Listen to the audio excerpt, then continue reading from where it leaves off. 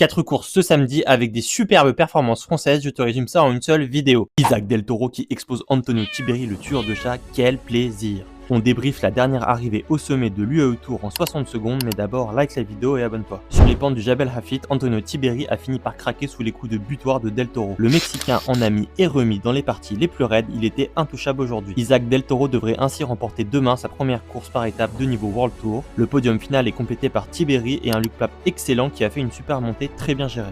A l'inverse, Remco Evenepoel a bien tenté d'attaquer, mais il a vite compris qu'il n'était décidément pas au niveau sur cette course. Il va falloir bosser pour la suite de la saison s'il veut challenger Pogacar et Vingegaard. Côté français, David Gaudu accroche le top 10 de l'étape et Mathis Rondel valide sa belle semaine en terminant aux portes du top 10 du général. La prochaine, c'est la bonne. Demain, c'est la DER, une étape 100% réservée aux sprinteurs avec un parcours tout plat dans les rues de Dubaï. Ça sera la dernière chance pour les grosses cuisses de s'illustrer avant de plier bagages. Mon prono pour demain, Jonathan Milan sans hésiter pour la passe de 3. Et toi, c'est quoi ton pronostic pour ce dernier sprint? Dis-le moi dans les commentaires. Les pôles se suivent et se ressemblent. Paul Magnier succède à Paul Sexas sur le Tour d'Algarve et c'est un pur régal. Je te résume ça en 60 secondes. Waouh, quelle performance pleine de maîtrise du jeune Paul Magnier. Il confirme aujourd'hui qu'il fait déjà partie des tout meilleurs sprinteurs du monde. Il règle le peloton et devance Jordi Meus, Odette Kogut, le triple T Tinton Tottenberg et notre français Hugo Hofstetter. Magnier, c'est vraiment la grande classe. Demain, c'est le bouquet final, une arrivée au sommet d'un mur de 3 km à 9%. Tout est encore jouable. On s'attend à un duel de feu pour le général entre Paul Sexas et Juan Ayuso, séparés de seulement 7 petites secondes. Mais attention, le puncher français Kevin Vauquelin aura son mot à dire pour l'étape et pourquoi pas pour détrôner Almeida de sa 3ème place.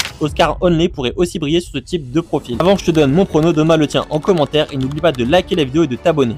Demain, je vois Kevin Vauquelin braquer l'étape. Pour le général, mon cœur veut Sexas, mais ma raison penche pour Ayuso qui est un vrai tueur. Et toi, dis-moi ce que tu penses. Tom Crabbe pince les sprinteurs. On débriefe la 4ème étape de la Ruta del Sol en 60 secondes. On a eu de la belle bagarre. Christophe Laporte et Tim Wellens ont tenté de surprendre les sprinteurs dans le final et ça a failli passer. Christophe s'est un peu cramé pour le sprint et à cause de ça, il termine seulement 5ème, juste devant Axel Zinglet. Finalement, Tom Crabbe qui l'emporte devant Soren Warenschold et mon chouchou Sandy Dujardin. Aramburu prend la 4ème place. Côté des favoris, la grosse opération est pour Romain Grégoire. Il a gratté 5 secondes de bonification lors du Golden Kilomètre, ce qui lui permet de s'emparer de la 3ème place du général. Demain, ça va être la guerre totale pour le podium avec un parcours cabossé mais pas insurmontable. Il y a encore une trentaine de coureurs qui peuvent jouer la 3ème place. Les favoris seront les mêmes, mais attention à la fatigue. Dis-moi ton prono dans les commentaires avant que je te donne le mien. N'oublie pas de t'abonner.